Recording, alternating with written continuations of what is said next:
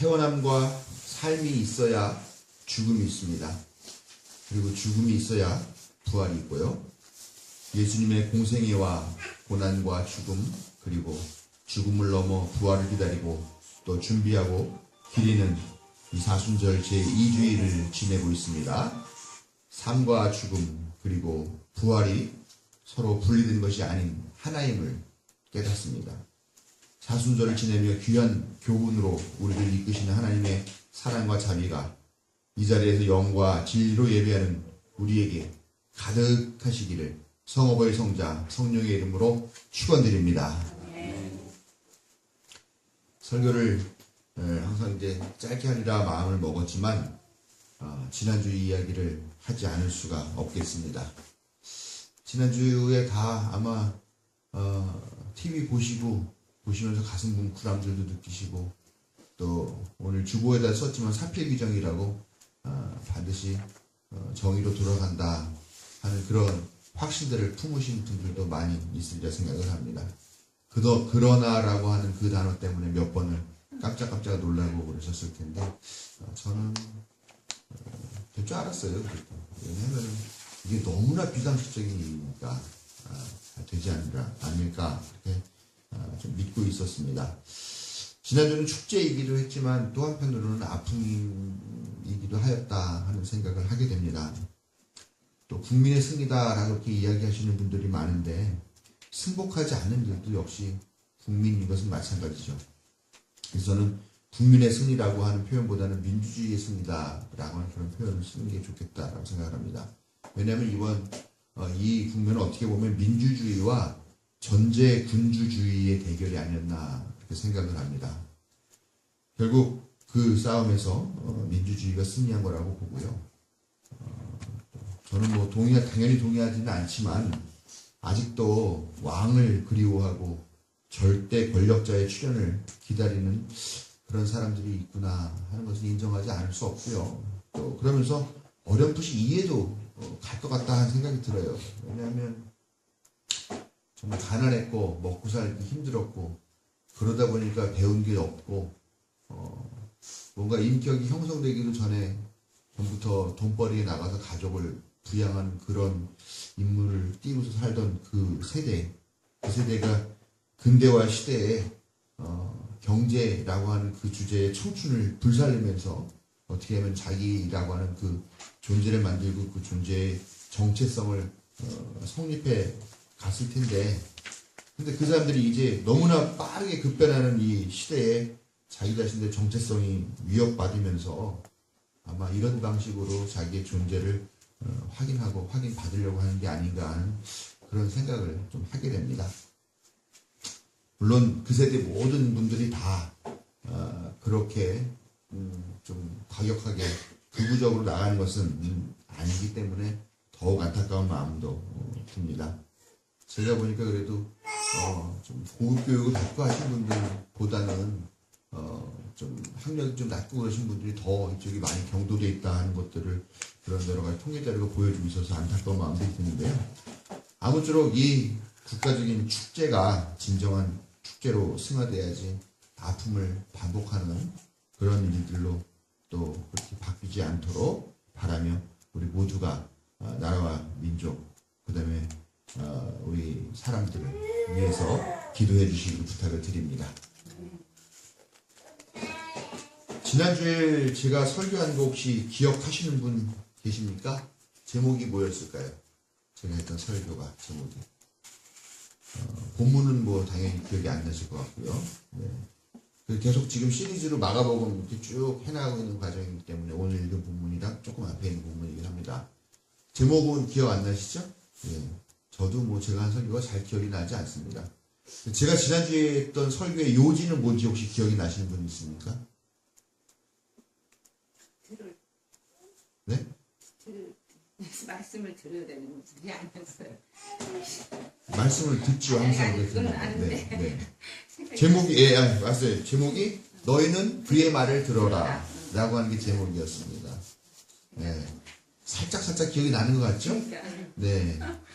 그 변화산에서 있었던 이야기를 갖고 드린 말씀이었죠? 예, 그러니까 다 엘리야, 모세, 와, 그러니까 이제 하늘의 소리가 들려가지고 너희는 그의 말을 들어라. 이는 내 사랑하는 아들이다. 그랬죠. 그래서 제가 질문을 던졌습니다. 우리는 정말로 예수의 그 말씀을 듣고 있는지, 아니면 박연선 목사의 설교를 진리로 듣고 있는지, 아니면 각종 인터넷에서 나오는 여러 가지 이야기들을 진리로 듣고 있는지, 과연 우리는 무엇을 듣고 있는지 한번 생각해 보자. 그리고 예수님이 우리에게 하시는 그 말씀은 과연 무슨 말씀일까 하는 것을 한 주간 생각해 보자라고 말씀드렸습니다. 주중에 한 번이라도 이 말씀이 생각이 나시고 그래서 묵상하거나 아니면 되새기신 적이 정말 지나가더라도 우연이라도 있다라고 생각하시는 분 한번 손 들어 보십시오. 예.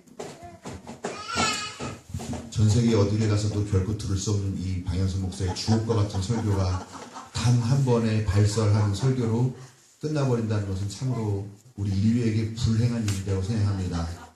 여러분들만이라도 오늘 여러분들에게 드리는 말씀을 한 주간 최소한 한 번 정도 일부러라도 떠올리고 되뇌이고 하시면서 이 말씀을 묵상하시기를 부탁을 드리겠습니다.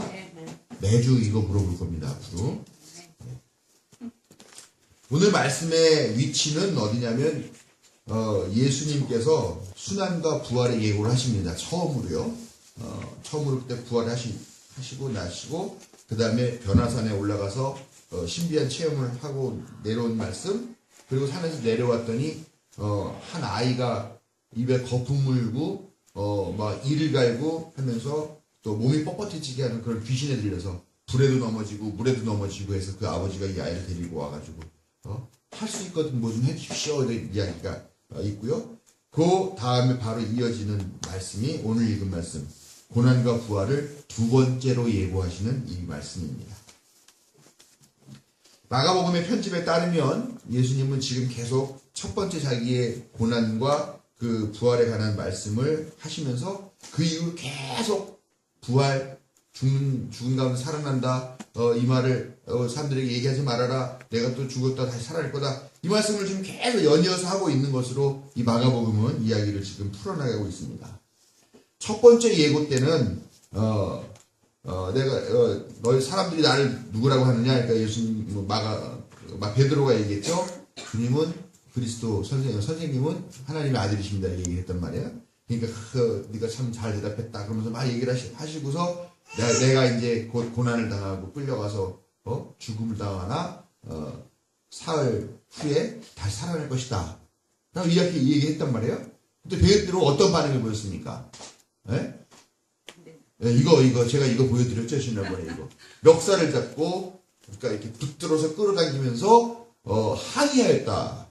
이거는 스승과 제자의 관계가 아니죠. 완전히 뭐. 아무튼 그런 일들이 있었고, 그러다 예수님이 베드로한테 사탄아 내 뒤로 물러가라 그러면서 하나님의 일을 생각하지 않고 세상의 일만 생각하는구나 그러면서 그렇게 얘기를 했던 이야기였습니다.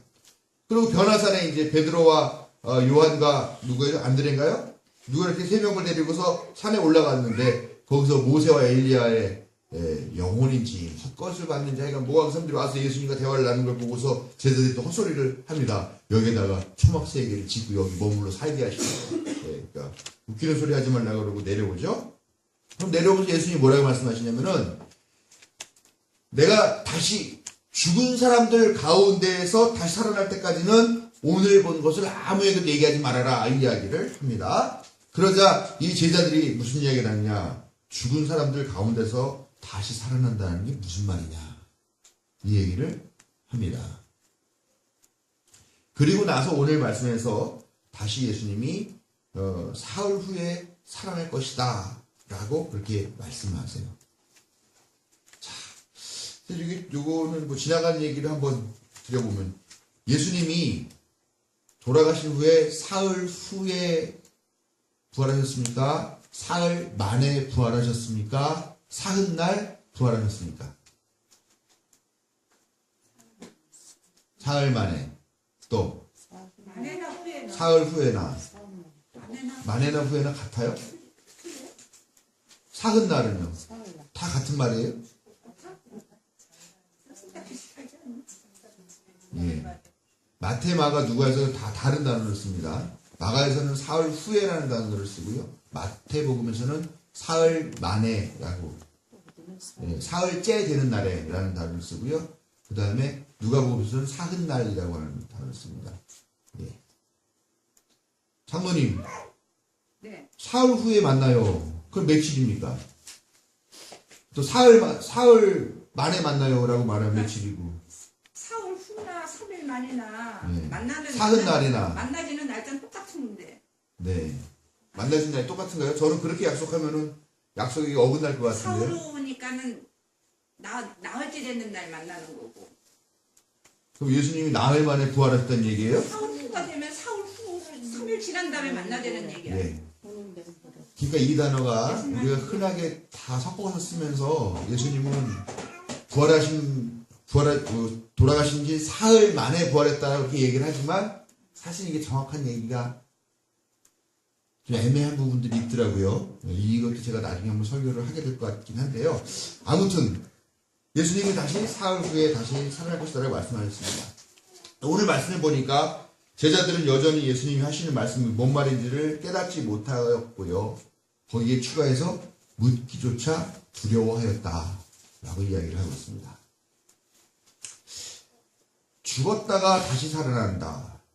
예수님이 지금까지 마가복음에서 3번에 대한 부활에 대한 이야기를 하는데요. 첫 번째는 죽었다가 다시 살아난다 라고 이야기를 하셨고요. 둘째는 죽은 사람들 가운데서 살아난다 라고 이야기를 하셨고요. 오늘 하신 말씀에는 사흘 후에 살아난다 이렇게 이야기를 했습니다. 죽었다가 다시 살아나고 죽은 사람들 가운데서 다시 살아나고 사흘 후에 다시 살아난다라고 했을 때 과연 이 다시 살아남이라고 하는 이 실체는 무엇일까? 다시 살아난다는 것은 과연 무엇일까요? 우리는 뭔지는 모르지만 하여간 이 말씀 때문에 우리가 이 세상에서 예수님 잘 믿고 하나님 잘 믿고 살다가 죽으면 반드시 다시 살아나서 소위 천국 생활을 하고 천국에서 하나님 품에 안겨서 행복한 삶을 다시 살 것이라는 건 확신을 갖고 있습니다. 바로 이 말씀 때문에요. 근데 과연 죽었다가 다시 살아난다. 죽은 사람들 가운데가 다시 살아난다. 죽었다가 사흘 후에 다시 살아난다. 이것의 실체가 무엇인지는 우리가 불행하게 제대로 알지 못한다는 겁니다. 다시 살아난다. 그러려면 일단 죽어야 되고 다시 살아나는 곳이 바로 여기는 아닌 것 같고 또 다른 어떤 곳에서 다시 살아난다. 그런데 거기서 어떻게 다시 살아나는지는 몰라요. 어떤 몸으로 다시 살아나는지는 몰라요. 어떤 정체성을 갖고 태어나는 사람인지는 모릅니다. 지금의 기억이 이어지는지 아닌지도 모르고요. 밥은 먹는지 화장실은 가는지 이런 내용들은 아무것도 모른 채 우리는 그저 죽게 되면 언젠가는 다시 살아나서 뭔지는 모르지만 아주 좋은 곳에서 행복하게 많은 것들을 누리면서 살 것이라는 이 막연한 믿음만 있을 뿐이지. 누가 얘기해 줬습니까? 예수님이 성서를 통해서 우리에게 말씀해 주셨어요? 그런 이야기는 하나도 없더라는 겁니다. 그저 죽었다 다시 살아날 거다. 죽은 사람들 가운데 다시 살아날 것이다. 사흘 만에 사흔날 혹은 사흘째 되는 날에 다시 살아날 것이다 라고 하는 다시 살아난다는 이야기만 하셨지 어떻게 다시 살아날 것이라는 이야기는 해주지 않았어요. 그럼 어디서 나온 이야기입니까? 우리가 죽으면 나이를 먹어서 죽건 교통사고가 나서 죽건 여러 가지 비명 행사를 하든지 간에 우리가 죽게 되면은 그 대신 죽기 전까지 예수님을 잘 믿었다라고 한다면 다시 살아나게 될 것이고 천국 가서 살 것이라고 하는 그건 도대체 어디서 나온 이야기일까요? 알 수 없는데 우리는 그렇게 알고 있어요. 그렇게 믿고 있고요. 그리고 지금도 바로 오늘도 수많은 목사들이 그렇게 부활을 설교할 것이고 천국을 그렇게 설교하고 있을 것입니다. 그러나 예수님은 그런 얘기를 하신 적이 없잖아요. 네? 칼을 맞든 총에 맞든 십자가에 못 박혀 죽든 어쨌건 이 육신이 죽어야 다시 살아날 것이다. 그런 얘기는 한 적이 없고 그냥 죽었다가 다시 살아난다. 죽은 사람들 가운데서 다시 살아난다. 사흘 후에 혹은 사흘 날 살아난다. 이 말씀만 하셨는데 왜 우리는 그렇게 많은 부활의 이렇게 간결한 이야기를 우리는 그렇게 많은 상상력을 동원해가지고 이야기들을 만들어내고 그것을 마치 지금 우리가 정말 우리가 부정할 수 없는 교리와 같은 것으로 이렇게 받아들이고 있느냐라는 겁니다. 왜 그리고 교회는 그것들을 그렇게 가르치고 있느냐라는 것입니다. 우리가 착각하는 게 있습니다. 언어의 문제예요. 언어. 시장에서 쓰는 언어를 시장에서 물건을 파는 아줌마들이 쓰는 언어와 대학 교수가 강의실에서 강의하는 언어가 다르죠? 학술의 언어가 있고 생활의 언어가 있습니다. 장사의 언어가 있고 설교의 언어가 있습니다. 종교의 언어가 있고 과학의 언어가 있습니다. 죽었다가 다시 살아난다라고 하는 그것은 종교의 언어죠. 과학의 언어에서는 죽었다가 다시 살아난다는 것은 없습니다. 있긴 있지만 아주 극히 제한되어 있죠. 왜냐하면 죽은 줄 알았는데 죽은 게 아니었더라라든가 뭐 가면 상태에 빠져있다, 뭐 있었다, 뭐 이런 이야기를 할 수 있지, 죽었다가 다시 살아나지는 않는다는 거죠.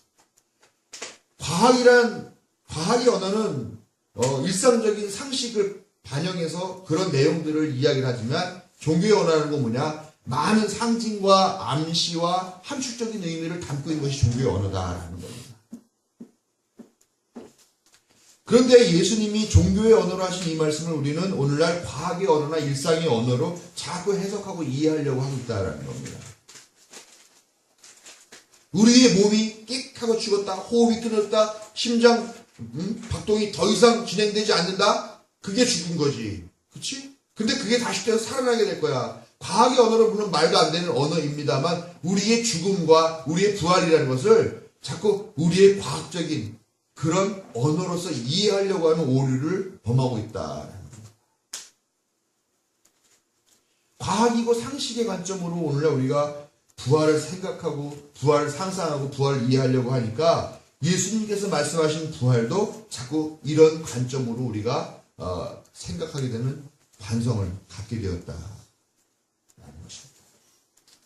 종교의 언어로 정말 상징이며 암시이며 함축으로 우리에게 말씀하신 것이 바로 예수님께서 말씀하신 다시 살아남으실 텐데, 이거를 자꾸 우리가 죽은 다음에 가게 되는 내세, 무슨 천국 이런 것으로만 착각하고 있는 것은 아닌가 하는 것을 분명히 우리가 생각을 해야 되겠다는 것입니다. 여기서 주목해야 될 것은 제자들이 이 예수님이 다시 살아난다고 하는 얘기를 도무지 이해하지도 못하면서요, 예수님한테 묻지도 못하더라라는 겁니다. 왜냐? 묻기조차 두려워했다라고. 왜 두려워했을까요?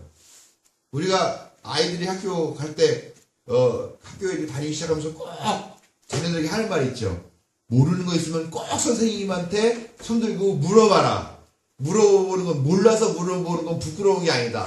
그렇게라도 해서 물어봐야 선생님이 답을 알려주시고 너의 지식이 커갈 것이다. 우리가 그렇게 얘기 많이 하죠? 예. 그래서 우리는 항상 질문하는 것을 미덕으로 생각을 했습니다. 근데 질문을 못하는 경우도 있었겠죠? 예? 아이들에게 물어보고 아마 있었을 거예요. 몇 가지 뭐, 예를 들면은 손들었다가 너는 그것도 모르니? 하고서 오히려 핀잔을 당하고, 예? 남들 다 아는 건데 나만 모르고 있으면 그것도 개망신 당하는 거고, 아마 또 여러 가지 이유가 있었겠죠. 두려운 마음 때문에 묻기조차 꺼려지는 그런 일이 있을 텐데, 오늘 제자들도 그랬다라고 합니다. 왜 이들은 묻지도 못했을까? 왜 묻는 것을 두려워했을까? 우선 그들은요, 죽은 다음에 가는 천국, 죽은 다음에 가는 하나님 나라, 죽은 다음에 다시 살아나는 거요? 이런 것들은 생각조차 하지 않고 있었다라는 겁니다. 왜냐요?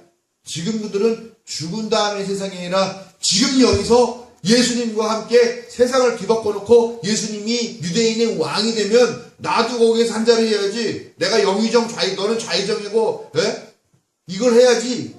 라고 하는 그런 생각들을 하고 있었고, 그거에 더 많은 관심이 있었기 때문에, 예?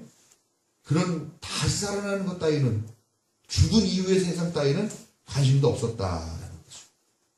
그러니까 예수님이 나는 고난당하고 십자가를 죽을 거야 라고 말하니까 베드로 가서 멱살을 잡고서 그러면 안 된다고 항의하고, 내가 이러려고 당신 따라다녔는지 자괴감이 든다고 그렇게 얘기를 하면서, 예? 저항을 했다라는 것이죠.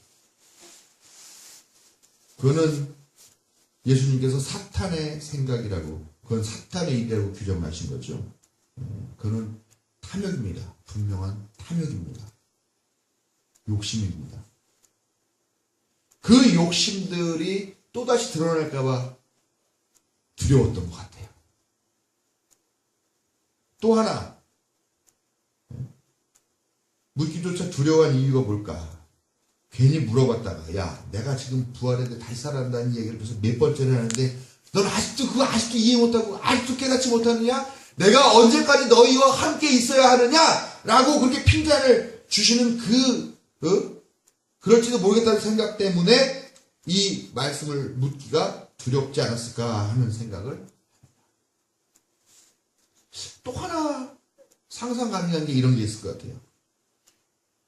이 제자들이 생각하고 바라고 간절하게 갖고 싶어 하는 그런 것, 그런 부활, 그런 다시 살아남이라고 하는 것은 사실은 여기에 있는데 예수님은 그거 아니야, 이거야 라고 하면서 전혀 엉뚱한 것으로 말씀하실까봐 그게 두려웠던 게 아닐까 하는 생각을 합니다. 예를 들면 우리들은 이 세속에서 성공을 얻어가지고 부귀와 권력을 누리고 싶습니다. 난 그렇게 하고 싶습니다 라고 생각하고 있는데 예수님이 죽었다 다시 살아난다는 것은 그런 세상의 탐욕을 다 버리고 이웃을 위하여 형제 자매를 위하여 네가 희생하고 섬기고 너의 가진 것을 나누는 그런 것이 바로 다시 살아나는 것이야. 이렇게 얘기를 해버리면 예수님이 이미 말씀을 해버렸으니까 그 말씀을 안 들을 수도 없고 들을 수도 없고 그런 진퇴 양난에 빠지게 될까 하는 그런 상황을 두려워했던 것은 아닐까 하는 그런 생각을 한번 해보게 됩니다. 또 있을까요? 예수님의 이 부활의 실체에 대해서 물어보는 것에 대해서 두려움을 가질 만한 이유가 또 뭐가 있을까요? 여러분들에게 숙제로 남겨놓겠습니다. 제가 말씀드린 이런 이유들 외에 또 이 사람들이 이 예수님께 묻기를 두려워하는 이유가 있을까 하는 것입니다. 결국 예수님이 생각하시고 예수님이 말씀하시는 부활의 진정한 의미는 예수님으로부터 설명된 적이 없어요. 제자들이 두려워서 묻지를 않았기 때문에. 그러다 보니까 성서의 진정한 의미가 기록되어 있지가 않아요. 두려워서 묻지 못하다가 결국 부활이 무엇인가에 대해서 아무것도 제대로 우리에게 전해진 거 없고요. 그냥 육체적으로 죽었다. 십자가에 달려서 피 흘리고 창으로 옆구리 찔려가지고 그러다가 육체적으로 호흡이 끊어서 죽었던 그런 사람이 어느 날 갑자기 벌떡 다시 일어나는 것, 그것이 기독교 안에서 정통적으로 교리로 인정되면서 그게 참된 신앙의 고백이라는 것으로 그렇게 귀결이 된 것이 바로 우리가 오늘날 고백하는 부활의 전부가 되어버린 것은 아니냐라는 것입니다. 그래서 우리는 부활 그러면 지금 여기서 생각하는 어떤 부활이라든가 아니면 4차원 세계 아니면 5차원 세계 아니면 24차원 세계 다양한 방식의 우리의 부활을 상상하고 생각하거나 아니면 예수님께서 정확하게 말씀해 주신 그 부활의 의미를 우리가 받아 안는 것에는 실패하고 결국 죽은 이후에 가게 될 어떤 알 수 없는 그 내세라는 생각 외에는 전혀 할 수 있도록 허용받지 못한 그런 시대에서 그런 신앙의 고백들을 하고 있게 된 것일지도 모르겠다라는 것입니다.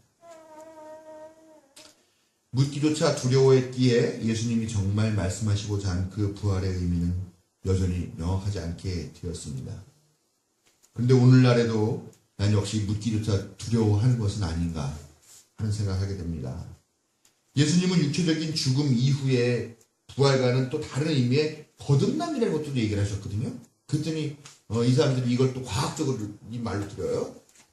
아니 사람이 엄마의 자궁에서 나와가지고 이렇게 했는데 근데 어떻게 다시 거듭난다 그러면 엄마 자궁 다시 기어 들어갔다 나와야 됩니까? 이런 소리를 하는 거죠. 부활과는 또 다른 의미입니다만 다시 산 것과는 매우 유사한 의미임에도 불구하고 우리는 거듭남이라는 것보다는 부활이라는 것을 얘기하는 걸 더 좋아하고요.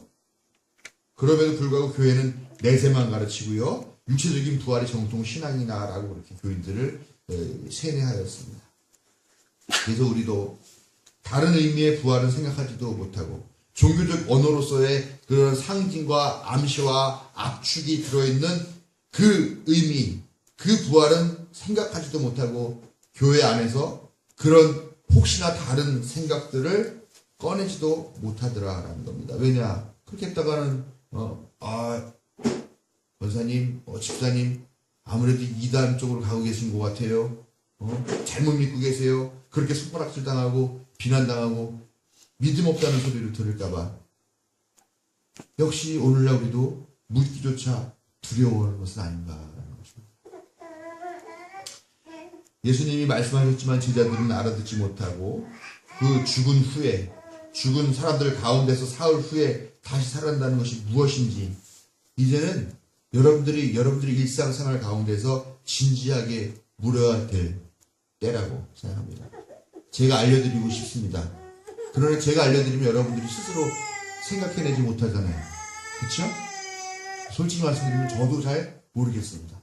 저도 물으면서 한 주일을 생활하겠습니다. 여러분들도 한 주일 정말 예수님이 말씀하신 부활이라는 것은 뭘까? 정말 죽어서 내세가는 거 그걸 말씀하신 걸까? 하는 그런 의심과 질문을 하는 가운데 예수님께서 직접 여러분들과 대화하시면서 답을 해주시게 되기를 바랍니다. 이 질문 마음에 품고 진지하게 하나님 앞에 한 주간 서는 여러분들에게 하나님의 인도하심 함께 하시기를 축원드립니다.